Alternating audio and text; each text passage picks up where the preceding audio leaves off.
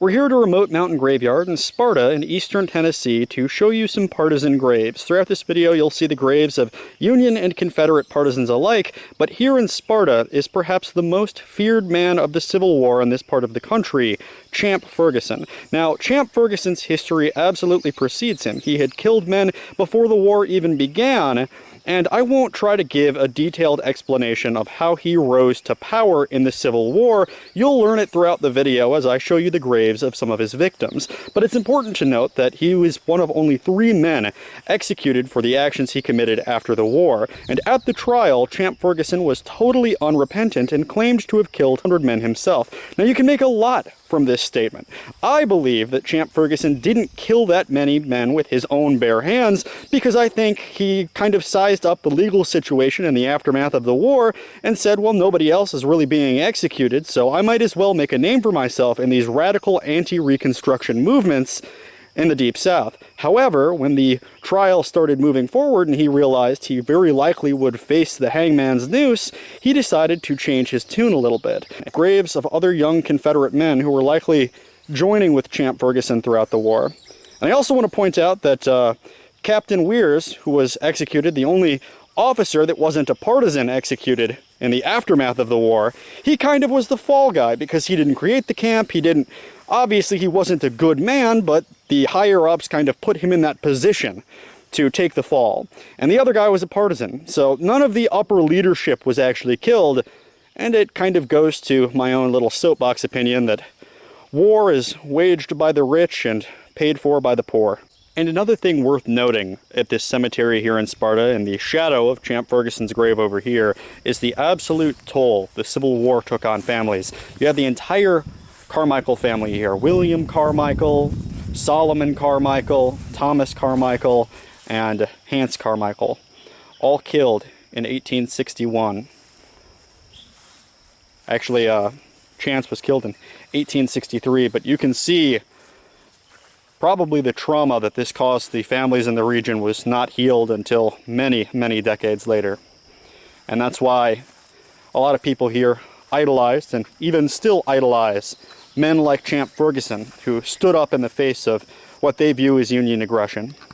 In 1858, Champ Ferguson got into a feud with the Evans family, specifically with the brothers Floyd and Alexander, and later that year he got into an altercation with them, and in the crossfire one of them was injured, and the town constable, or the county constable, James Reed, was shot and killed, and he was also a cousin of the 2 brothers. Later on at trial, Champ Ferguson claimed this was the only murder he regrets, that it set him down the path of becoming a partisan, and that everybody else he killed, he was actually aiming for Tinker Dave.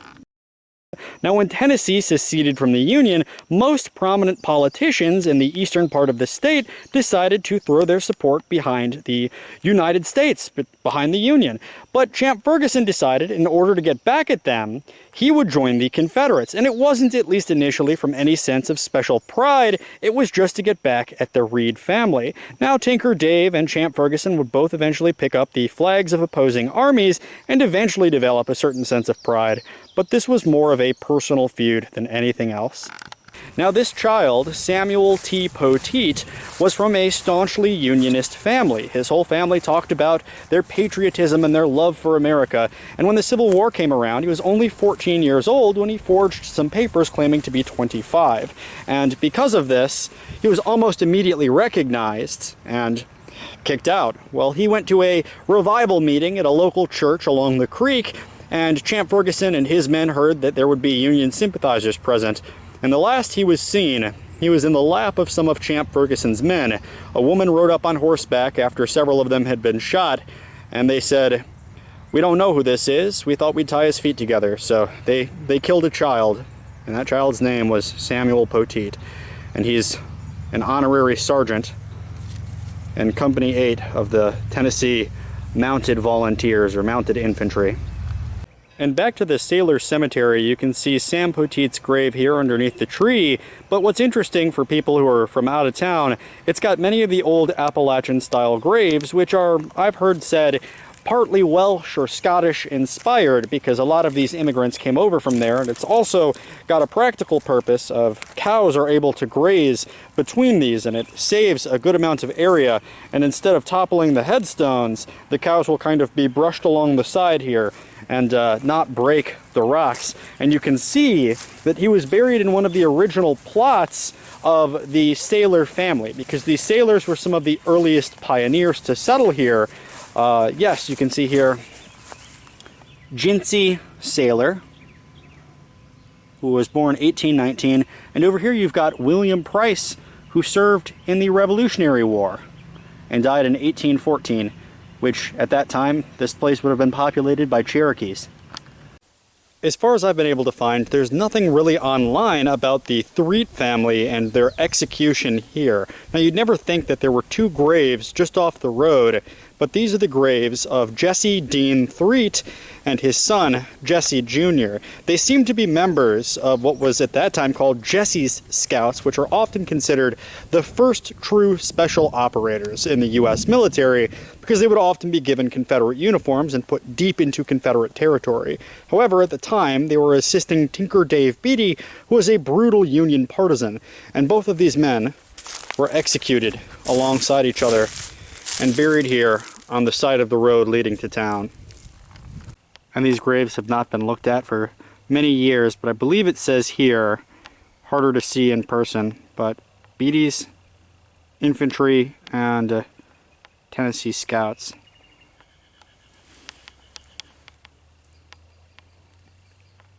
He realized it was surely made of stone.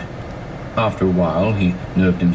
In February 1863, Confederate partisans, almost certainly under the command of Champ Ferguson, arrived at the home of David Smith, asking for the whereabouts of his son Asa, whom they knew was in Beatty's company of Independent Union Scouts, which was another Unionist partisan regiment.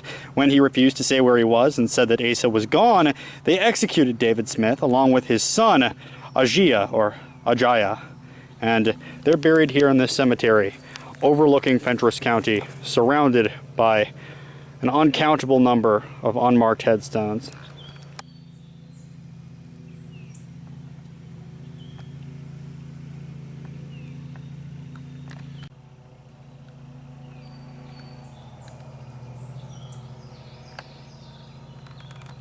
And Davy Smith on the right has a now marked headstone, but let's take a look at this grave down here, because you can see the Smith family were very pro-Union, and they actually have a Union grave interspaced in their family plot.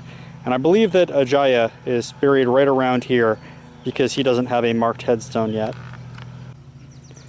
And we're here now in Fentress County, eastern Tennessee, which was an epicenter for partisan warfare in the Civil War, looking for the grave of Davy Smith. But surrounded by Smith family graves, judging by this fact, I would say the Smith family were probably very Unionist, is Captain John Turner, whose headstone clearly marks him as an officer in Beatty's company of Independent Tennessee Scouts, and he survived the war, living until 1933.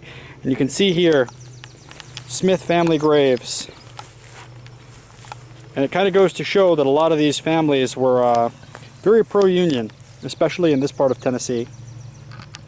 And you can see in this cemetery how families essentially became like Scottish clans, fighting for their own control as partisans in the Civil War.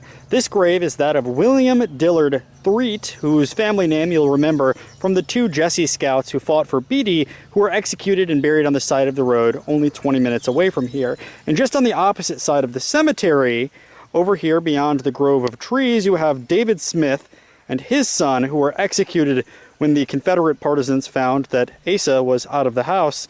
And just down here you have Captain Turner, who survived the war, but is buried in the Smith family plot, fighting as well for Beatty's Independent Scouts. If you're looking for a Union counterpart to the Confederate partisans of Champ Ferguson, look no further than Dave Beatty, who before the Civil War was a small-time local politician. However, because he seemed to care mainly for his community, he never really took too strong a stance on slavery, and when secession came along, he didn't seem to be one of those guys who would die on the hill of defending the American Republic. That is until law and order broke down, and so he claims, Champ Ferguson killed his close friend and confidant, sparking a feud between the two. Now, to understand the background of this, I'll go deeper into it later in the video, but Eastern Tennessee voted unanimously to remain a part of the Union.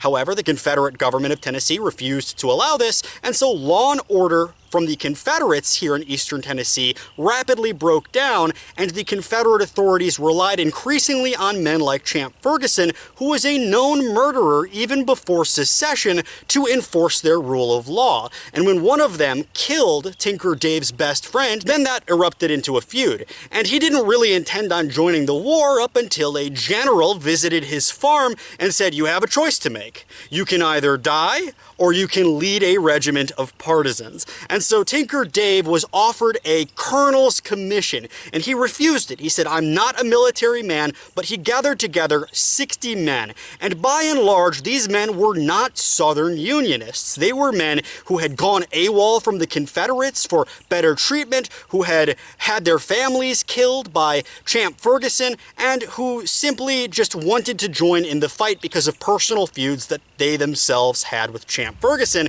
because Champ had killed quite a few people. At trial, he said he killed 100 of them. And so, after the war, he gained a level of infamy. He was a local character, and for a couple of weeks, a small, low-level conflict still simmered between Tinker Dave and Champ Ferguson until Champ Ferguson was finally apprehended, and he lived out the rest of his life in relative obscurity to be buried here on the rolling hills overlooking his home county. Like the Hatfield and McCoy feud, the Tinker Dave-Champ Ferguson feud had disastrous results for many of the local families in the area. Back here is the grave of Tinker Dave, but the Threet family, who married into his, had a number of men executed for being members of the Union's Jesse Scouts. Now, the Jesse Scouts were a novel exercise in irregular warfare. The Union would give them Confederate uniforms and send them into the local area to make contact with Tinker Dave's partisans, but the Confederates saw this as a war crime, and that would result in an immediate execution, which is what we see later in this video with two men, a father and son, buried on the side of the road. And this feud between Ferguson and Tinker Dave would erupt into very strange incidents. For example, Tinker Dave had his men ride up to Champ Ferguson's farm and forced his daughter to cook for them in the nude. And in response to this, and to hearing that many of Tinker Dave's followers were wearing Confederate uniforms, Champ Ferguson donned a Union uniform and rode up to Tinker Dave's house while he was away and talked to his wife and daughter. And as Champ Ferguson rode out the front on his horse, he locked eyes with Tinker Dave and smiled at him. And that nonchalant smile and wave truly set off Tinker Dave. And this might as well be the Threet Cemetery. All of these graves are Threet infants and the Threet family. And Jonathan Moody here actually married the daughter of Tinker Dave Beatty, the most dangerous man in this part of Tennessee, and on October 26th, 1863, he was killed in an engagement fighting alongside his father-in-law at Buffalo Cove.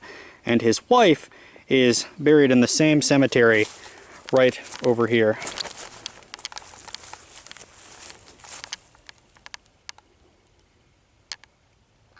Thomas B. Culver was another young local boy who joined with Tinker Dave Beatty's partisans and was killed. His grave actually says the word "killed" on it on October 26th, 1863, and he's buried right here alongside Tinker Dave's son-in-law and his daughters just a few graves beyond that.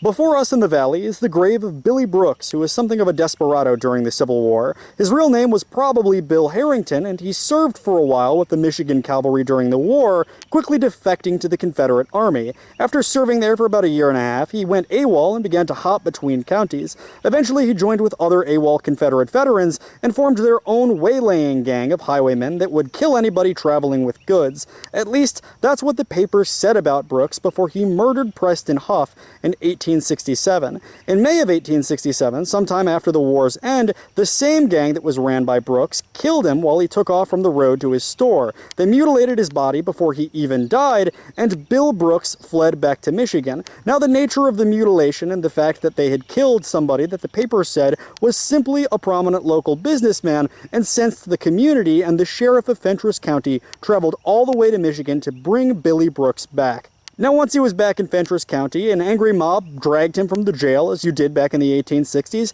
and lynched him. But judging from the background on Preston Huff, I think a little bit more was involved in this story than the papers let on at the time. Now remember, Billy Brooks killed Preston Huff, who the papers admitted was a lieutenant during the Civil War, but it was Reconstruction, and the papers didn't really want to stoke the violence of blood feuds any longer. What they left out was that Preston Huff's father, Alexander C. Huff, was already killed in 1862 by Champ Ferguson. Apparently, Champ's Confederate partisans rode to the Huff household looking for Preston Huff, and when he wasn't there, they did what they always did, and they just killed anybody they found. This time they killed his father, and this would have galvanized Preston Huff into solidifying his efforts against Confederate partisans in the area. Now let me do my best to try to paint a picture of the Huff-Ferguson family drama, the blood feud that happened here along the Wolf River. Over here is Lieutenant Preston Huff's father, Alexander, and when Champ Ferguson rode up looking for Lieutenant Preston, who was in the Union Army, didn't find him and killed his father. At a later point, he rode back to the farmstead, again looking for Lieutenant Preston Huff, and found his uncle, Claiborne Huff. He also killed Claiborne. At the trial, Champ Ferguson said that this was simply because the Huff family was out to kill him, and indeed, both Preston and his father and his uncle were all in the Union riding with Captain Dave Beatty. And in 1867, Preston Huff was killed by Brooks. Real name Hamilton, underneath that flat slab right over there. But why would he be killed in 1867? This was after Champ Ferguson had even died.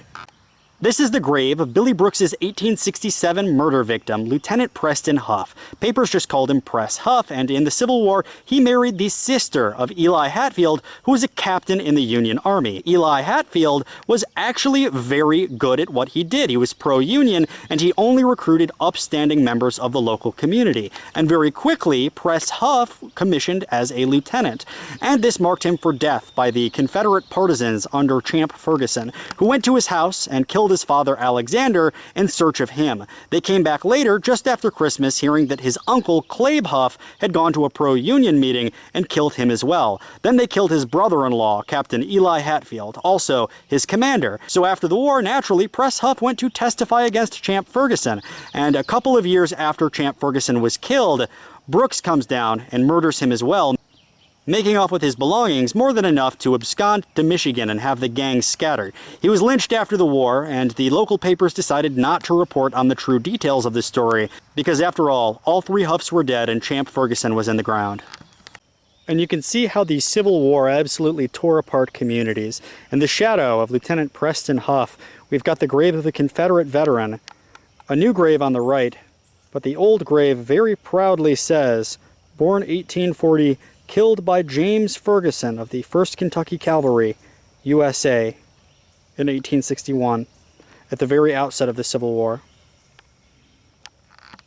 As the war between the states was winding down, Confederate and Union soldiers alike would often go AWOL, running off into the woods and forming partisan bands for a different number of reasons. Some of these bands would target Unionists who had been supporting Union troops and living in the Deep South, and other bands were only there to rape and pillage. One of these bands, most likely led by Gatewood, murdered Alfred Johnson on February 1st, 1865, and caved his skull in with hammers. It's believed that Alfred was likely aiding Union men to escape from North Georgia into eastern Tennessee, where they could join Union forces. After this, the Tennessee Cavalry, a Unionist regiment, went to recon the area, help aid partisans, and possibly retrieve Alfred Johnson's body. Sadly, they were ambushed by the same partisans who killed Alfred Johnson, and one of them died. Now, after this, Alfred was buried by a number of Union women whose husbands were killed by the same partisan outfit. Again, probably the outfit led by Gatewood, who was infamous for his brutality. They called him the Red-Headed Devil of Georgia.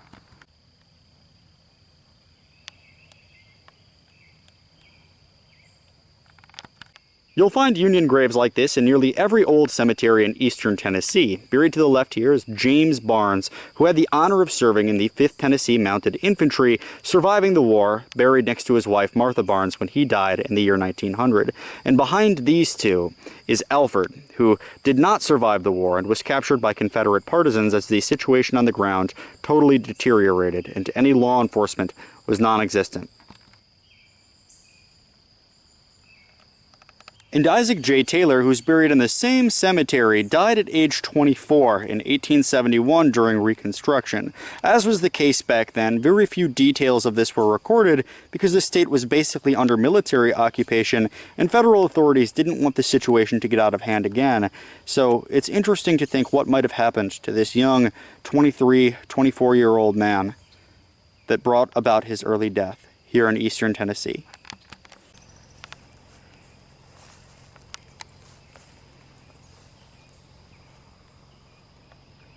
Here at Fort Hill Cemetery in eastern Tennessee, we have the grave of Union martyr Judge Levi Truitt, who died an elderly man in 1862. Because he didn't die in a hail of gunfire that birthed the other Union martyrs who are more popularly talked about, he has basically been forgotten to history. But I wanted to tell his story because it's the story of a pacifist martyr. Levi Truitt was born in 1797 and was an early pioneer to eastern Tennessee. Because of this, he was very widely known and respected in his local community, and by 1861 there was the largest civilian uprising against the Confederate government that took place throughout the war, the Bridge Burners Conspiracy, in which Union sympathizers burned bridges in preparation for an invasion and occupation by the Union Army that never took place. Had that taken place, the war could have been over years sooner. Now, Judge Levi Truitt was active in being a proponent for the Union throughout this entire ordeal, while the Confederates were occupying the region because they saw the widespread Union sentiment.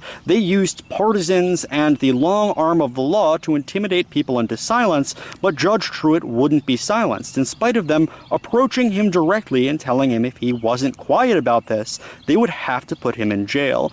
And that came in 1861. Towards the end of the year, they brought him down to Alabama, which was much more reliably Confederate, and he died in prison. Now, they told the locals that he was only 40 years old, but according to local records, he was well in his 60s.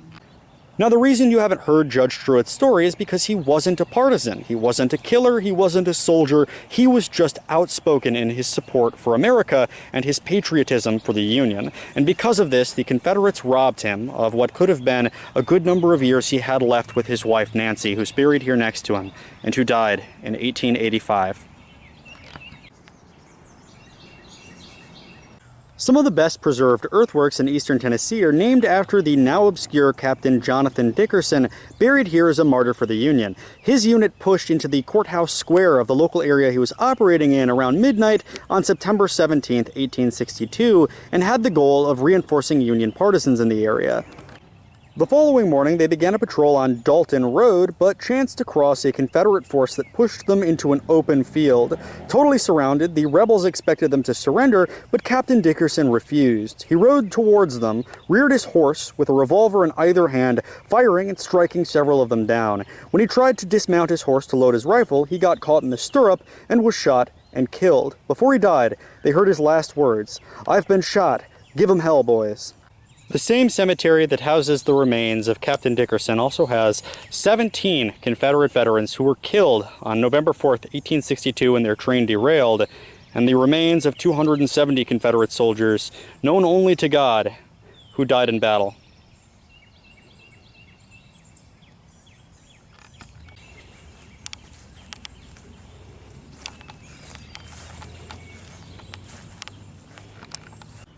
Resting just across from Judge Truitt is another Union martyr, Lieutenant Fantroy A. Carter. During the Bridge Burners Conspiracy, just like the judge, he was accused of aiding the Unionists because he was very pro-Union. Now, this was a lie, but he was still impressed into service anyway. Now, what's interesting about this is the fact that many Confederate battalions were composed almost entirely of Union-sympathizing men who were forced into service. However, in what seems like a sort of coup, the members of his group demanded demanded that he be commissioned as an officer, and now the Confederates were forced to salute Fantroy A. Carter. When he was in battle at Chickamauga, he wrote home to his wife, telling her how he welled with pride seeing the Union flag rise up over the hill. In 1863, he was murdered, and the details of that were never really revealed. Lieutenant Carter's wife, Ellen Soule Carter, is buried here, just across the way from him.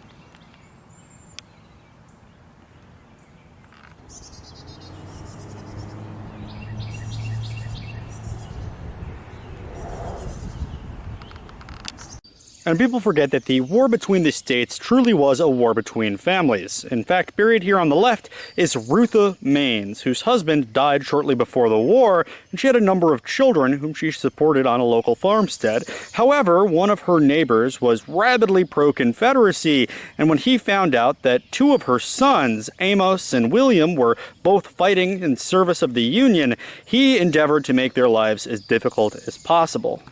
Now, that Southern sympathizing neighbor's mother-in-law was pretty sympathetic to the plight of Rutha Maines. In fact, when her younger children came over to their farm asking to use a saddle, she gladly let them have it. And when her son-in-law discovered this, he barged over the fence and into Rutha's yard, ripping the horse saddle from the children and berating them loudly, striking them right in front of Rutha. And Rutha the whole time kept her head down because she knew that striking back would draw the ire of local Confederate law enforcement. This was back before the situation had deteriorated, and the Confederates would very easily come and probably take you away in chains if you struck somebody who was on their side of things. Now, the Maines family, although they supported themselves primarily from a small farm, were also blacksmiths, and as much as they wanted to avoid their Confederate neighbor, they decided to support him when he asked for a number of tools. And so he ordered a few tools, they made them in the blacksmith shop, and then one night they vanished. It was very obvious the neighbor had stolen them because they saw him using a couple of the tools, and this was towards the end of the war.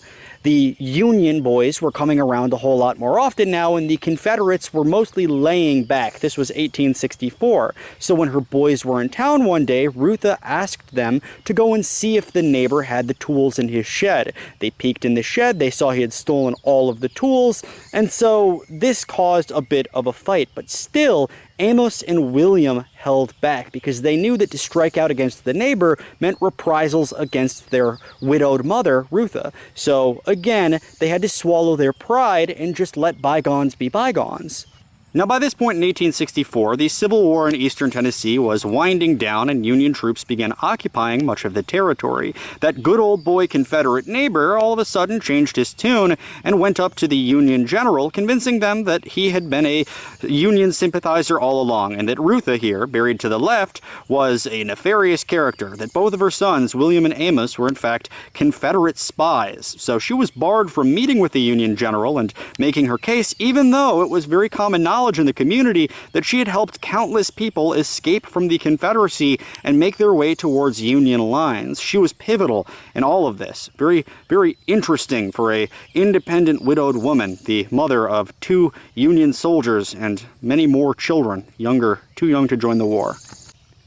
And as is always the case with these kinds of stories, the tragedy came at the end of the war. In June 1864, both William and Amos returned home and greeted their mother, and they were fully aware of this conflict that was brewing between the 2 farmsteads. Rutha begged them not to go over to their neighbor's house, saying, just let bygones be bygones, the war is going to be won in our favor.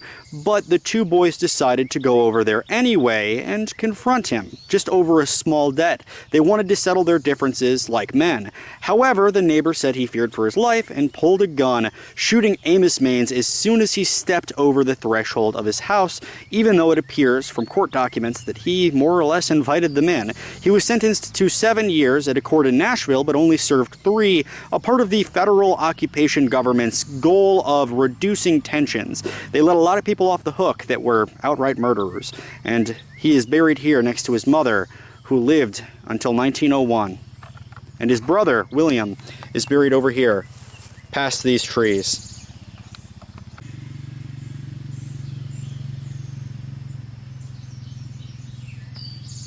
William King High Skell's father, William Sr., was a widely hated man in Confederate circles in eastern Tennessee throughout the war and for a little while afterwards. And the reason for this isn't because he was a partisan. In fact, he was a Southern aristocrat. He had a plantation, and he was a slave owner. However, in 1861, when the Secession Convention came along, the Unionist counties of eastern Tennessee held their own convention to determine whether or not they would leave the Confederacy, and they did. And William Sr. was a representative from Monroe County who was staunchly pro-Union. As such, at the end of the Civil War, Lincoln appointed him to a number of Reconstruction-era positions, and many people saw him as a collaborator. Even though William Sr. was a staunch advocate for totally forgiving the Confederates of whatever crimes they might have committed throughout the war, his son was bushwhacked as he was walking on March 20th, 1871. And naturally, William Sr.'s decision to collaborate with the Union throughout the war and then afterwards in the Reconstruction era divided even his own family. In fact, his wife was staunchly pro-Confederate, along with one of her sons from a previous marriage. And most people saw that this family was torn apart by internal divisions. William R. Caswell was the picture of a Southern aristocratic gentleman. The descendant of the colonial governor of North Carolina, his family had a position of power that was unparalleled. They were huge slave owners and railroad magnates. During the Mexican-American War, he commissioned and went into service of a local officer in control of Mexico City, writing home to tell his mother that the war was boring and he was sick and tired of the desert. But hearing finally that the South had seceded, he decided to move to eastern Tennessee and make himself useful to Confederate authorities there, where they quickly commissioned him as a general. And the first task the Confederate government gave him was suppressing Union activity in eastern Tennessee. At that point in time, there had already been a popular uprising against the Confederate government with the bridge-burning conspiracy, and the state had already had a convention in 1861 in which eastern Tennessee declared that they wished to secede from the state, form their own pro-Union state, which was later done in West Virginia. So because of this, men like Caswell were sent to just absolutely crush any kind of dissent to the Confederacy through either the long arm of the law or through the barrel of a gun. And almost as soon as this task began, it ended, and Caswell retired to a plantation just a few miles outside of Knoxville, which for the majority of the war went untouched. And although Knoxville was a pretty safe place for the majority of the war, on August 6, 1862, General William R. Caswell's servants heard a scuffle on the road leading up to his plantation. Somebody or some group of people had ambushed him on his way to his manor house and were shooting at him. When the slaves arrived, they saw that he was on the ground, and somebody walked up to him saying help was on the way and slit his throat ear to ear. To this day, nobody knows who killed General William Caswell. As is the case with any conflict, there are two separate schools of thought on how it should be dealt with. The first one is political. In 1861, there were two separate secession conventions which aimed to separate eastern Tennessee as a Union state, and the vote succeeded. They petitioned the Confederate government, and they responded by occupying this region and repressing any Union activity. The second one is military, and this was led by Captain David Fry, who was executed and buried in this local churchyard. They say they've recently placed a grave marker here, but I can't find it, and it seems to be overgrown now. But David Fry was a part of the bridge burners conspiracy. He came down here and told local Union sympathizers, mostly young guys, that he wanted to burn bridges down and disrupt supply lines, which would pave the way for an invasion. He told them that once they had captured a bridge, they needed to execute any Confederates that were near it and make their way back to Union lines. When they recognized some of the Confederates, they let them go and made them promise to simply return home and say nothing of the affair. Of course, because they were recognized, the plot had been foiled and 5 men were hanged for this.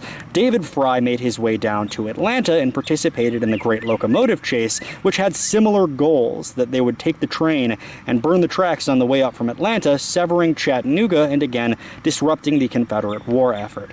He was eventually captured, taken to prison, and escaped. His grave was rediscovered a few years ago and marked in a ceremony.